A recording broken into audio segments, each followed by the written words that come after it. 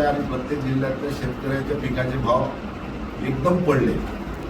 तुम्हाला सांगतो, ज्या दिवशी अमेरिकेसंग करार केला नव्हता, करार करायच्या आदल्या दिवशी कापसाचे भाव जवळपास 9,000 होते आणि ज्या दिवशी करार झाला दुसऱ्या दिवशी कापसाचे भाव 7,500 होते।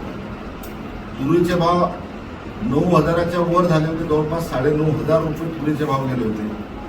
जसा करार झाला दुसऱ्या दिवशी 7,500 रुपये तुरीचे भाव हे आपल्या देशात आले।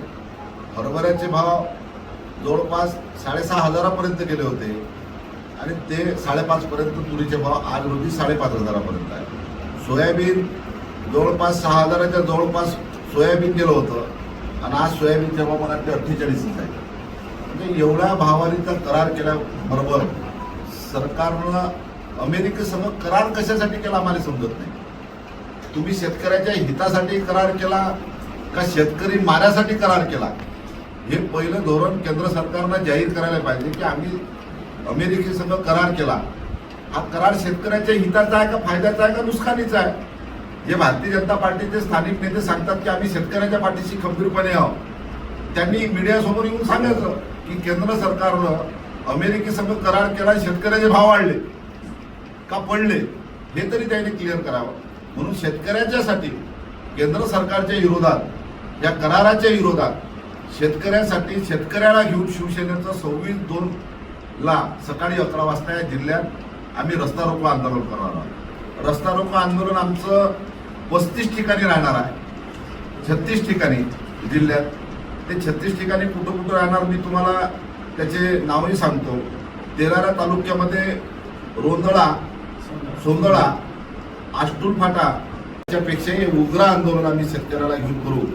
तरी भारतीय जनता पार्टीनं, देशाच्या पंतप्रधानांना जे एकीकडे सांगतात की शेतकऱ्याचे हिंदुत्ववादी आहोत, हिंदुवादी सरकार आहे, हिंदुत्व सरकार आहे, आम्ही हिंदूच्या पाठीशी आहोत, हा शेतकरी हिंदू नाही का?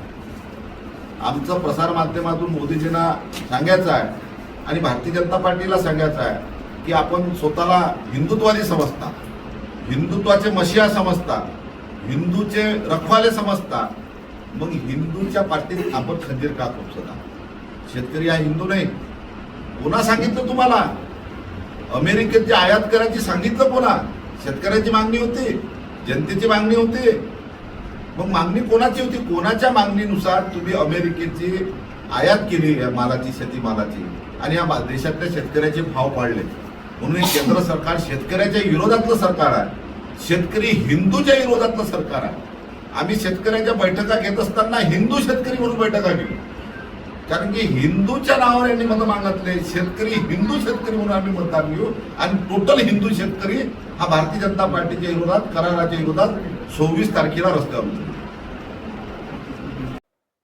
भारतीय जनता पार्टीनं, केंद्र सरकारनं शेतीमालाच्या संदर्भात अमेरिकेसंग जो करार केला, त्या कराराचा मसुदा जरी बाहेर आला नसेल, पण तो करार केल्याचं जसं घोषणा झाली आणि त्याची चर्चा झाली, तर शेतकऱ्याचे मालाचे भाव एकदम, जो तुरीचा भाव जो 9,500-10,000 हजार होता तो 7,500 वर आला, जो कापसाचा भाव 9.5 पर्यंत होता तो 7.5 पर्यंत आला, जो हरभऱ्याचे भाव जे 6.5 पर्यंत होते ते 5.5 पर्यंत आले, सोयाबीनचे भाव जे 6,000च्या वर गेले होते ते आज 4.5 पर्यंत आले।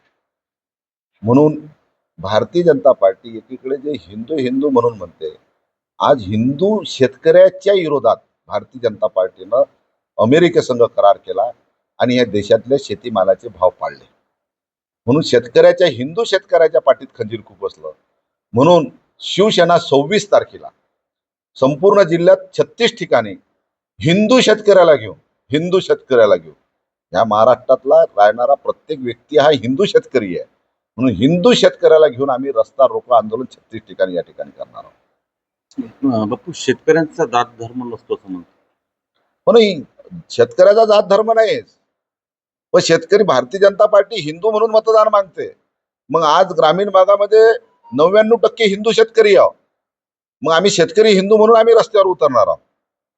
कारण की मतं मागत असताना, तुम्ही लोकांकडे जात असताना हिंदू हिंदू म्हणून मतदान मागता, मग तुम्हाला काही थोडीशी शरम नाही वाटली का की या हिंदू शेतकऱ्याच्या पाठीत आम्ही खंजीर खुपसू राहिलो?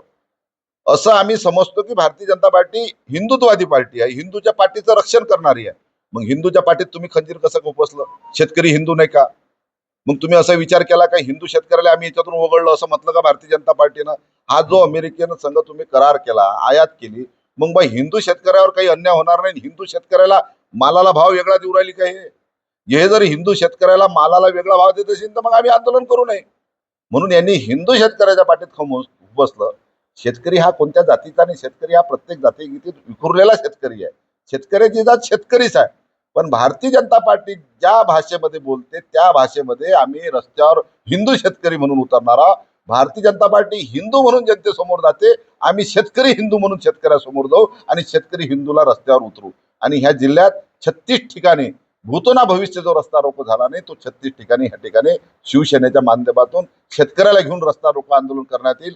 आमचे दोन्ही जिल्हा प्रमुख गोपालभाऊ दातकर, मंगेशभाऊ काळे, आमच्या वाकोळीताई, आम्ही सर्वजण वेगळ्या वेगळ्या ठिकाणी आंदोलन नेतृत्व, वेगळ्या वेगळ्या ठिकाणी वेगळ्या वेगळ्या भागात नेतृत्व करून या जिल्ह्यात भूतोना भविष्य जे आंदोलन झालं नाही ते आंदोलन ह्या जिल्ह्यात 26 तारखेला होईल. पीक